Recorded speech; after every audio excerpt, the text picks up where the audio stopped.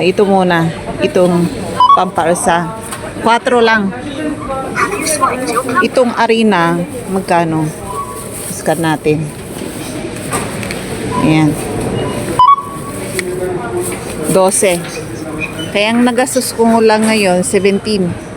Napakamura.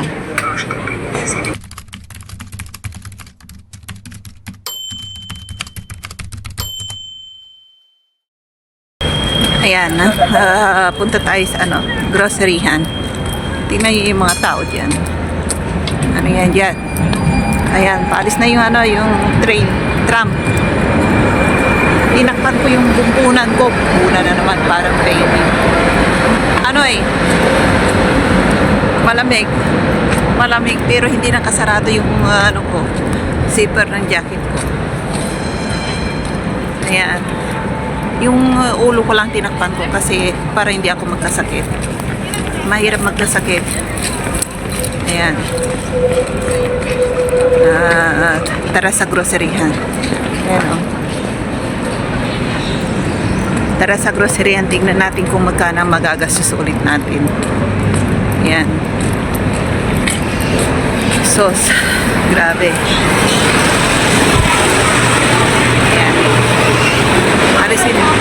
Alisin natin yung takip ng pulo ko. Uwi rin kagad ako. At bibili lang ako ng ingredients ko sa cinnamon roll. Tapos uuwi na rin ako. Yung bata. Ang ganda ng mga bata. Pati yung mga sambor na bagong sila. Ang cute nila para silang marita. Yan, maglakad-lakad tayo. Parang maganda yung camera ko ngayon. Ito yung bago kong nabili. Hindi ko halos ginagamit kasi very shaky. Kinagalit ang asawa ko, may bago raw akong camera. Hindi ko naman ginagamit. Sabi niya ibalik daw. Luko-luko talaga. Ayan, dito muna tayo. Dito tayo maglagi Ang daming on sale dyan. Ito, mga paninda rito. Diyan sa likod ko. Ano yan, mga 50% discount yan. Ano pa? Hindi lang na pala 50% discount. Buy one, take one pa. Ayan. Nakita nyo yung 1+1. 1+1, bibili ka ng isa, may magbibigay din sila ni sa kaya nga 1+, ano ba yun? Nakalimutan ko, may nakatingin sa akin yung bata. Kaya grocery tayo, dun tayo sa kabila. Ito mga bilihin dito. Rito? Hindi na masyadong quality. Pero mura ang mga paninda rito. Pero bago, hindi ukay-ukay yan. Itong mga to, hindi na lahat ang mga yan.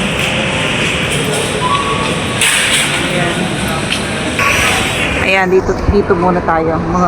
Magkwentuhan muna tayo. Habang ang daming yung sa grocery. Hindi ko alam kung anong mga on sale dyan. Tignan ko. At titignan natin ngayon kung magkano ang mabibili natin. Kasi araw-araw na lang ay nag-grocery ako. Halos mayroon na naman lahat. Hindi pa nga namin nakakain lahat yung mga grocery ko. Yung tinapay 3 days na ngayon. Parang matigas na, kaya hindi ako pwedeng bumili ng maramihan. Patapon lang. Ayan Ay, kung bibili kayo ng ticket. Kung bibili kayo ng ticket, dito itong pangalan na to, yung Tabak. Ayan, Tabak store. Marami yun dito. Bilihan yan ng mga bilihan yan mga halimbawa sasakay kayo ng train. bus, tram, ticket, diyan kayo bibili. Dito kayo bumili. Ayan, mura lang naman eh. Sabihin nyo lang kung ano, ilang, ang tatanungin nila sa inyo, ilang oras or ilang minuto. May kalahating oras, may hindi ko alam, 90 minutes yata yun. Oo. Tingin kayo sa ano, sa website. Kung ilang oras at ilan ang sakay ninyo, ano, tantyahin nyo na lang. Kasi kung halimbawa kalahating oras ang pinili nyo, ilang sakay yung ano, magagamit nyo. Halimbawa sasakay kayo ng bus, tapos hindi nyo pa naubos yung oras na yon, sasakay ulit kayo ng train. Pwede pa, kapag sumakay pa ulit kayo ng train, hindi nyo pa naubos yung kalahating oras, pwede ulit kayong sumakay ng tram. Kapag sumakay pa kayo ng tram, hindi nyo pa naubos yung isang oras, ay kalahating oras na yun, pwede pa hanggat maubos yung oras na yun. Ganun yung ticket dito. Kahit na ilang sakay kayo, basta kalahating oras. Kaya tantyahin niyo yung bibilhin niyo. Ayan, ang daming ano. Kunti lang ngayon. Ayan, kapag may ano, tumutunog yan. Kapag ano, may hindi na-scan na ano, tumutunog yung ano gate. Kahit na ano minsan na nabayaran mo na. Ganun yun dito. Pag nabayaran mo na, katapos may for example, QR code kang napasama sa basket mo, tutunog yung ano, gate. Parang may ninakaw ka. Kapag tumunog yan, parang may ninakaw ka. Kaya yung security guard, ano yan, lalapit sila kaagad sa iyo. Ganun yun noong ano, nandito yung ano ko. Pumasok kami sa ano, sa Vietnamese bilihan ng mga damit. Ay wala naman kaming binili. Tapos nung lumabas na kami, may tumunog. Sabi, kinapkapan yung anak ko. Ang nakita doon, yung nabili kong jacket noon, may ano pa, may QR code, yung ticket lang, yung number, nandun sa bulsa. Ayun, yun ang tumutunog. Kaya, kahit na ano yung, papasok kayo dyan sa mga grocery na ganyan. Hindi pa kayo nakapag-grocery ha, papasok pa lang kayo, tutunog din yan. Kaya lumabas kayo kagad, sabihin niyo sa gwardiya, alam naman ng gwardiya hindi pa kayo nakakapasok. Sabihin niya, magpapaala kayo sa gwardiya na bakit tumutunog. Sabihin niya, kapag sabi niya okay, pumasok ka na, ayun, pwede yun. Kasi pagtitinginan ka ng tao kapag ganyan yung tumutunog, pagtitinginan ka kasi suspicious ka parang may ninakaw ka. Minsan din pumunta ako sa ano, sa bilihan ng damit din dito rin sa H&M. Hindi pa ako nakakapasok ha, papasok pa lang ako ilang hakbang doon sa ano, yung sa dito kasi may scanner doon na ano, yung bang paglampas mo isang hakbang lang tutunog na. Hindi pa ako papasok doon, isang hakbang lang tumutunog na. Kaya nilapitan ako ng security guard, sabi niya okay lang, okay, pasok na. Hindi pa ako nakapasok, yung ano, may tumutunog na, hindi ko alam kung saan nanggagaling yung ano tunog na yun. Tapos kinarkal ko yung bag ko, may malit na ticket doon, may sticker na QR code.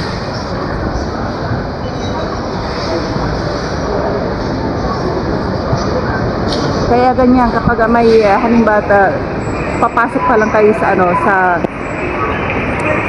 sa gate ng kahit na anong puntahan nyo, tapos may tumunog, hintayin niyo yung ano, yung guardia yun na information niya na ano, magpaalam kayo na ano, pwede bago pumasok. Hindi ko alam kung ano tumutunog. Sabihin niyo. Sabihin niyo. Sabi niya, okay. Sabi niya gano'n. Kasi kapag pumasok kayo, tumutunog yun. Hindi yun maalis. Pumasok kayo, tapos lalabas kayo. Gano'n tutunog. May problema kapag lumabas kayo na ano, may tunog ulit. Ayun, kapag hindi kayo nagpaalam sa ano, security guard, kakapkapan niya kayo sa ano, sa paglabas ninyo. Ayun, mas maganda na lang na ano, bago kayo pumasok, may tumunog na. Sabihin niyo sa gwardiya, o di kaya yung ginagawa ko minsan, hindi na ako tumutuloy. Ayan, kapag isang hakbang ko lang papasok pa lang, ano, may tumutunog na yung gate, hindi na ako tutuloy papasok dun sa shop na yun. Sa ibang lugar naman. Kasi sa ibang ano naman, sa ibang shop, hindi naman tumutunog. Sabi ko, ano yun? Sinubukan ko sa ibang company, hindi naman tumutunog. Pag ano ko doon, tutunog. Kaya nakakasas. Ay, napahaba na yung ano, pintuan natin. Pasok na tayo at ano, tingnan natin kung ano magro-grocery natin. Bibili ako ng flour. Ano, magbe-bake tayo ngayon. Inubos na nila yung biniko kagabi na cinnamon roll. Gusto nila. Kaya ulitin natin. Medyo makapal kasi yung ginamit kong ano, yung dough, hindi pang cinnamon roll yun pang ano, croissant. Kaya ngayon yung dough talaga ng ano, ng cinnamon. Ayan, tara pasok tayo. Ayan. May ano pa yung tinapay na taxi 6. Kahapon naubos kaya hindi ko na hinintay. Ayan, ano mabibili ko?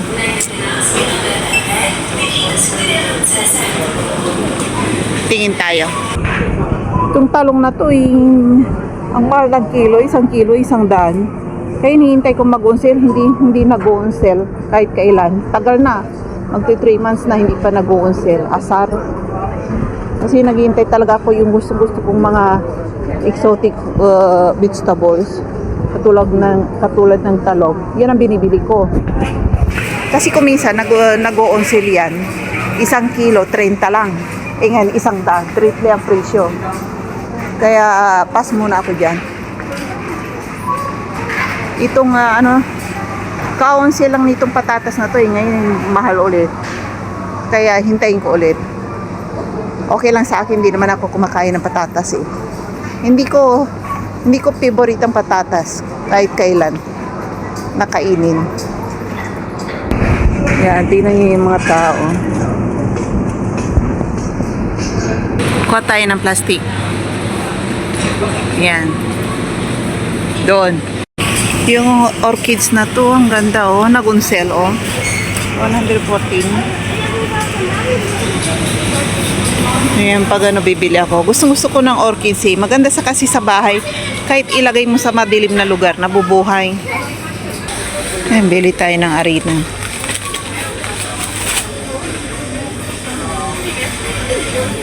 Murang marina rito. 12. Itong tagdo 12. Gusto ko yung pino, hindi to pino Ito yata yung pino. Ayan, try natin. Yan, bili tayo ng baking powder. Ganito. Yung, ano ba yung music na yan? Bili ako ng ano, pampaalsa. Yung is. Saan yun? Saan banda yun? Pampalsa. Ay, ito. Mga mura rito. Ito, pampalsa.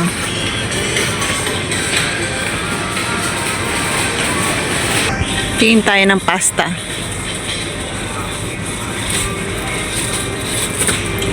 Wala pang mura. Yung mga onse lang binibili ko. Pag hindi onse, hintayin ko. Makapaghintay pa naman ako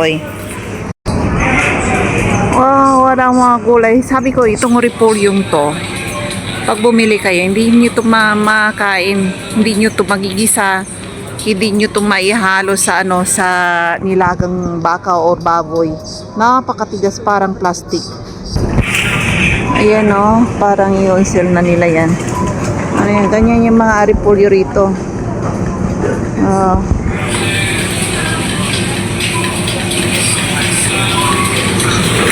Hindi mo talaga makain yung repolyo rito. Pag wag na kayong excited na bumili katulad ko noon. Excited akong bumili ng repolyo. Ay sabi ko magninilaga ako or igigisa ko. Nung ginisa ko, naku, napakatigas. Parang plastic. Sabi ko, di naglaga ako ng mga buto-buto. Nilagang buto-buto. Yung buto-buto ko, malambot na. Yung repolyo, hindi pa lumalambot. Napakatigas. Parang plastic. Naku, pang ano lang yan eh. Sa kanila, pang parang atsara ginagamit nila. Pero yung pang nilaga, pang hindi nyo yan magagamit. Hindi masarap. Parang plastic. Yung pang plastic pag nilaga ninyo, ganun ang style. Hindi lalambot. Iba, sabi ko sa iba ang repolyo nila rito. Kaya magmula noon, hindi na ako umuulit bumili. Kahit na nag-o-on sale yan, kahit na 50% discount or 80% discount, hindi mo ako mapapabili na repolyo nila. Ayan, kaya sinasabi ko sa inyo, i-try nyo repolyo nila, ihalo nyo sa nilaga. Naku, sama ng lasa. Parang plastic. Ang tigas.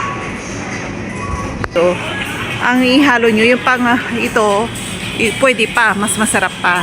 O di kaya yung bochoy. Wala na, hindi naman sila nagbibinta rito ganun eh.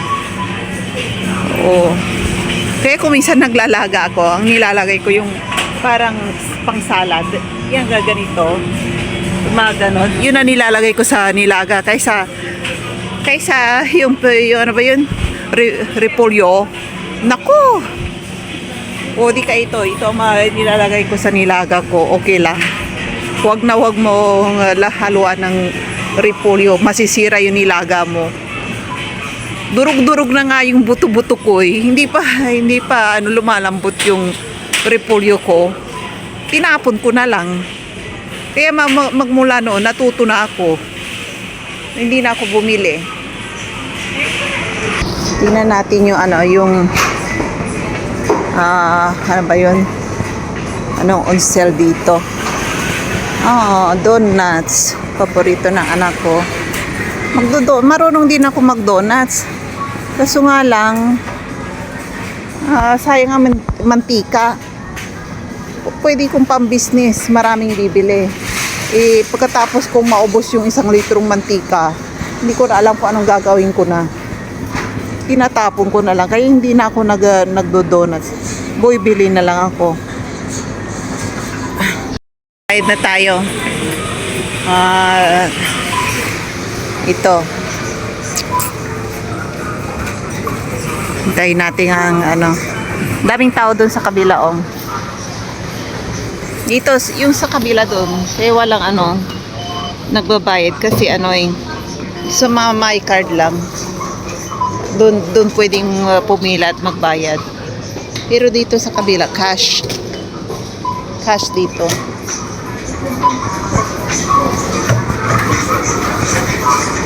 Wala doon.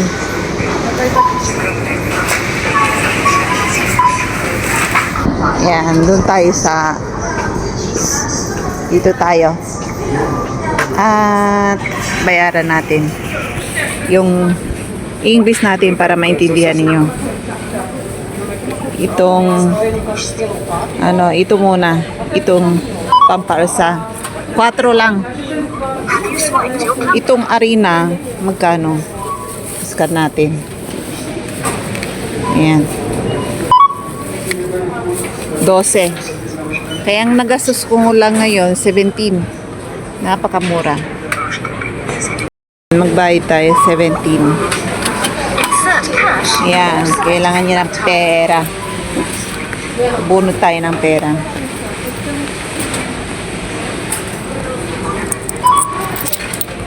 Cash. Ayan, 17. Ay, ito. Hulog natin yung 17. Ayan, may sukli pa tayo. Na dos. Please take your change. Cash is displayed below the scanner. Ayan. Ayan, yan lang ang nagastos natin sa isang araw. Ayan. Alis na tayo.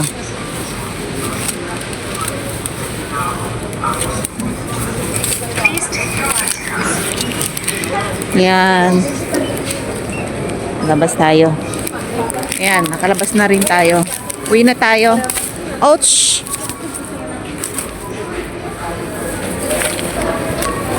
Ayan.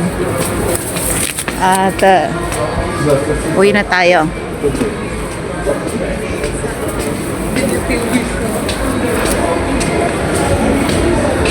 Ayan, maganda to. 1+1. Buy one, take one sila sa damit ng mga bata. Halos, ano rito, mayroon sila rin matatandang damit. 1+1. Buy one, take one. Ayan.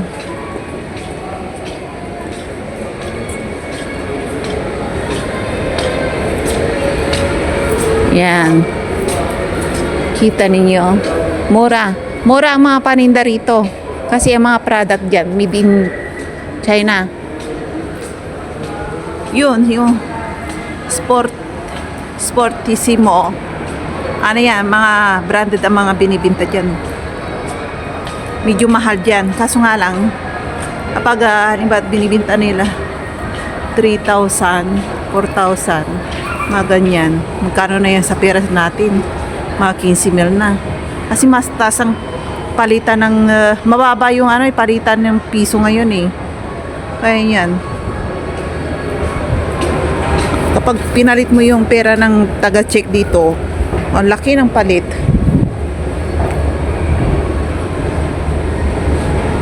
Biruin mo 10,000 check crowns.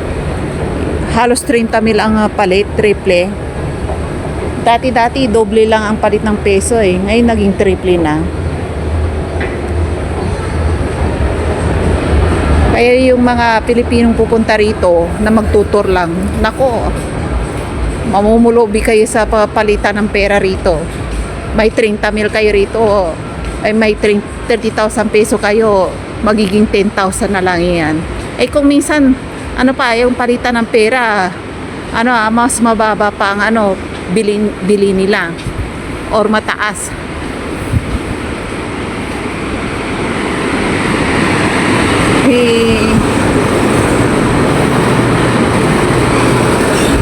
Ayan, madilim na naman. Tara, uwi na tayo.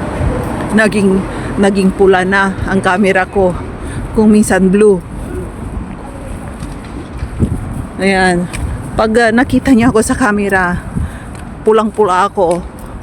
Para ako ang aswang. Ayun o, pulang-pula o. Patayin na nga natin.